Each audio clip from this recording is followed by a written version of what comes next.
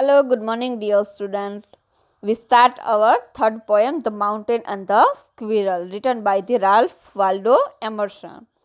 Before we start our today's lecture, in our previous lecture we discussed about the world is too much with us, written by William Shakespeare. It is a wonderful poem also. Let's start our today's poem. Before we start poem, we discuss about Ralph Waldo Emerson. Ralph Waldo Emerson was born on 25 May 1803. Ralph Waldo Emerson જે છે તેમનો જન્મ 25 મે 1803માં થયો હતો. He was American poet. તે અમેરિકાના કવિ હતા. He was deeply interested in Indian philosophy of Vedant and Upanishad. તેઓ જે છે ભારતીય ફિલોસોફી એટલે કે જે આપણી ભારતીય સંસ્કૃતિની અંદર જે વેદો અને ઉપનિષદો છે તેમાં ખૂબ રસ ધરાવતા હતા. તેમની મહત્વની કૃતિઓ Brahma, the poet, the soul, he was આ બધી કૃતિઓ તેમની મહત્વની છે. He was died on 27 April 1882. તેમનું મૃત્યુ 27 એપ્રિલ 1882ની અંદર થયું હતું. હવે આપણે કવિતા ઉપર આવીએ છીએ. The Mountain and the Squirrel. Ralph Waldo Emerson was an American poet. Ralph Waldo Emerson જે છે તે એક અમેરિકાના કવિ હતા. ફિલોસોફર એન્ડ થિંકર, એક સારા એવા કવિ તો હતા જ, એની સાથે એક સારા એવા તત્વજ્ઞાની અને વિચારવિદ હતા. He was born in 1803 and died in 1882. જન્મ 1803માં અને મૃત્યુ 1882માં થયું હતું. He was deeply interested in Indian philosophy of Vedant and Upanishad. તેઓ ભારતીય જે તત્વજ્ઞાન છે વેદો અને ઉપનિષદોનું તેના ઉપર ખાસ ઊંડો રસ ધરાવતા હતા. He led the transcendentalism movement of the mid 19th century. તેઓ જે પારસીઓની જે ચળવળ થઈ હતી 19મી સદીના મધ્યમાં તેમાં જોડાયા હતા. In his writing we find strong shade on non-dualism which means એવેલિટા, એટલે કે અહીંયા તેમના લખાણની અંદર આપણે જોઈએ તો ખાસ વધારે પડતો પ્રભાવ, શેડ એટલે કે પડછાયો અથવા પ્રભાવ જે છે એ જોઈ શકીએ છીએ નોન ડ્યુઅલિઝમ એટલે કે અદ્વૈતવાદ, જેનો આપણે સૌથી વધારે તેમના લખાણમાં જોઈ શકીએ છીએ. He was a great champion of individualism. તેઓ વ્યક્તિગતવાદને વધારે માને છે. He was a great critic of the pressure of the society on individuals. તેઓ એક સારા એવા ટીકાકાર હતા અને હંમેશાને માટે આપણો જે સમાજ છે તેને વ્યક્તિત્વવાદ ઉપર વધારે ફોકસ કરતા હતા. He wrote many essays and gave more than 15,000 public letters across the United States of America. તેમણે ઘણા બધા નિબંધો લખ્યા હતા અને 15,000 કરતાં વધારે પત્રો જે છે એ યુનાઇટેડ સ્ટેટ ઓફ અમેરિકા એટલે કે અમેરિકાની પબ્લિક્સ જે છે તેમને સાહિત્ય દ્વારા આપ્યા હતા. આ કવિતાને સ્ટાર્ટ કરતા પહેલા જોઈએ તો આ કવિતાની અંદર કંઈક સાર એવો છે કે ખરેખર વ્યક્તિ જે છે તેમની પાસે દરેક પાસે અલગ અલગ ઓળખ, અલગ અલગ શક્તિઓ હોય છે. દરેકને કામ કરવાની અલગ અલગ કેપેસિટી હોય છે. કોઈ વ્યક્તિ સારું ઇંગ્લિશ બોલી શકતું હોય, કોઈ સારું લખી શકતું હોય, કોઈ ગાઈ શકતું હોય, કોઈ ટૂંકમાં સારી એવી ટૂંકમાં લખાણ કાર્ય કરી શકતું હોય, ડ્રોઈંગ કરી શકતું હોય. તો દરેકની અંદર અલગ અલગ શક્તિઓ રહેલી છે. તેથી એટલે કે એટલા માટે જ વ્યક્તિ પર કોઈ પણ સમાજનું દબાણ ન હોવું જોઈએ કે તમે આવું જ કરો, એવું આપણી ઉપર પ્રેશર ન હોવું જોઈએ. દરેક વ્યક્તિને મહત્વ મળવું જોઈએ, ચાહે તે કોઈ પણ વ્યવસાય કરતો હોય, પ્લમ્બર હોય કે કલેક્ટર હોય. દરેકને પોતપોતાનો વ્યવસાય જે છે એ મહત્વનો હોય છે. એટલે કે સમાજમાં દરેકને એમનું માન મળવું જોઈએ. કોઈ ઉચ્ચ નથી હોતું અને કોઈ નિમ્ન નથી હોતું. સમાજની અંદર દરેક કામ કરનાર સમાન હોય છે, બસ કામના પ્રકાર અલગ અલગ હોય છે. તેથી આપણે માનવોએ એટલે કે માણસોએ એમના ભેદ કરવા જોઈએ નહીં. આ કૃતિ આમ તો એવું લાગે છે કે જાણે બાળકો માટે લખાયેલી હોય છે, પરંતુ આનો સંદેશ જે છે તે એકદમ ગાઢ આપેલો છે. ઇન ધીસ પોએમ, આ કવિતાની અંદર there is a dialogue between squirrel and mountain. આ કવિતાની અંદર એક સરસ મજાની ખિસકોલી અને માઉન્ટેન એટલે કે પર્વતની વચ્ચેનો બંને વાતચીત કરે છે તેનો સંવાદ આપેલો છે.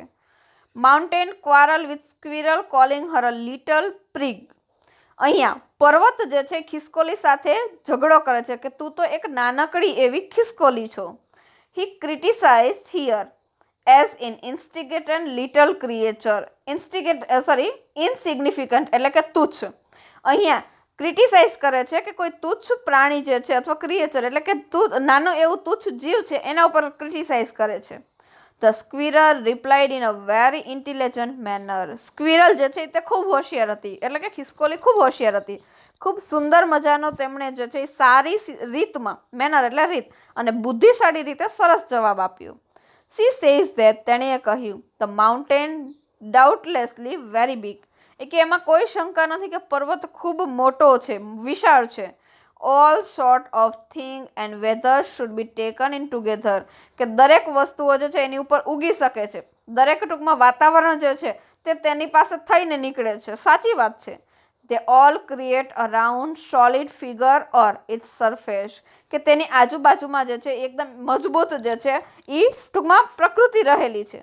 She says that she is small. હવે પહેલા કેવું હતું કે પર્વતના વખાણ કરીએ એને.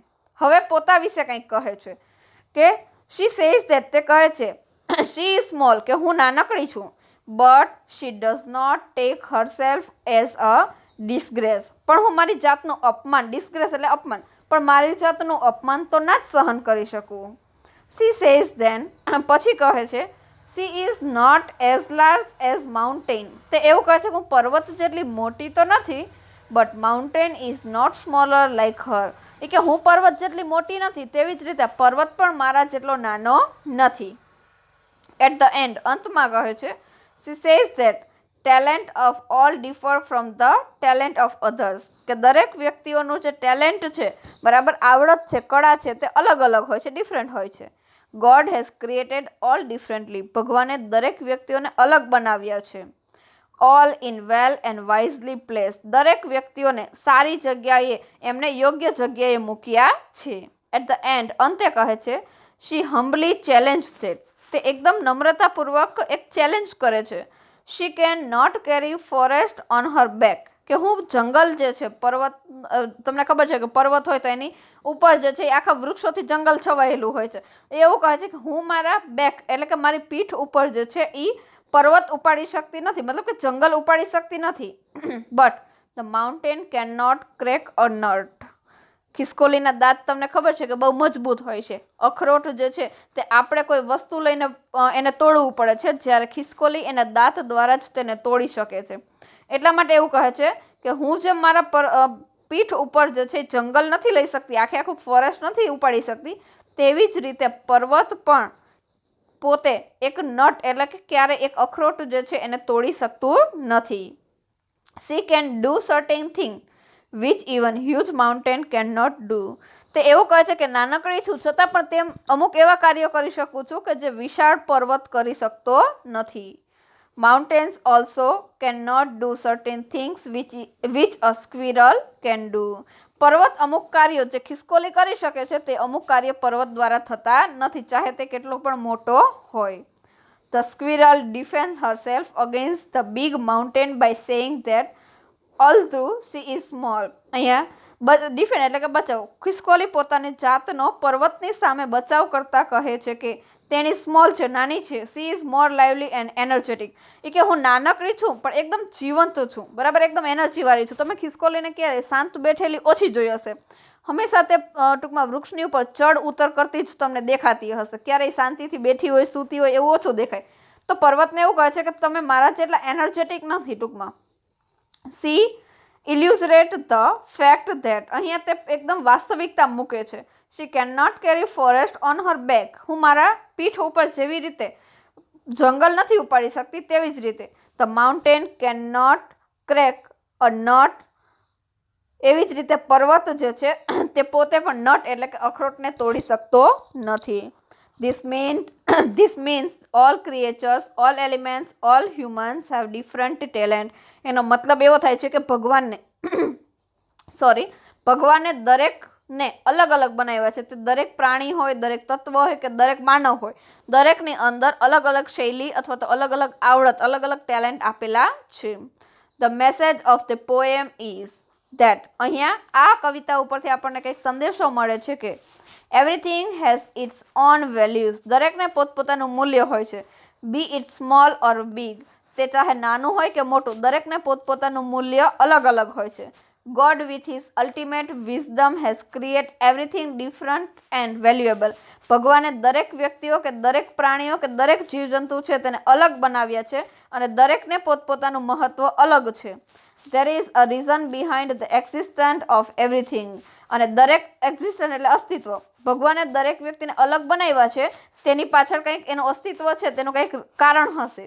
Therefore, તેથી no one should be unduly arrogant or proud of their huge size. તેથી કોઈ પણ વ્યક્તિએ પોતાની હ્યુજ એટલે વિશાળ એટલે કે એરોગન્ટ એટલે ઘમંડ, બરાબર. કોઈ પણ વ્યક્તિએ પોતાનું ટૂંકમાં વ્યક્તિ કે વસ્તુ પોતાની સાઇઝ જે છે તેના ઉપર ઘમંડ કરવું જોઈએ ને પોતાના કદ ઉપર ઘમંડ કરવું જોઈએ. જેવી રીતે પર્વત ઘમંડ કરે છે, અભિમાન કરે છે, તે રીતે અભિમાન કરવું જોઈએ નહીં.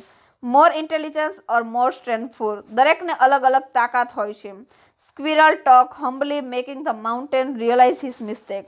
અહીંયા એક વસ્તુ ખાસ સુંદર મજાની ખિસકોલીબેન પાસે શીખવાની બીજી પણ છે કે પોતાની વાત તે સારી ભાષામાં કહે છે. નહીં તો જનરલી સામાન્ય રીતે વ્યક્તિઓ શું કરતા હોય છે કે કહેવાનો મિનિંગ જે છે તે એકદમ અલગ રીતે કહેતા હોય છે, જેથી સામેવાળાનું ઇન્સલ્ટ થાય, અપમાન થાય. પણ અહીંયા ખિસકોલી સરસ મજાની નમ્રતાપૂર્વક જે છે પોતાનો બચાવ કરતા સરસ અહીંયા પર્વતને સમજાવે છે કે દરેક વ્યક્તિનું પોતાનું અલગ મહત્વ હોય છે.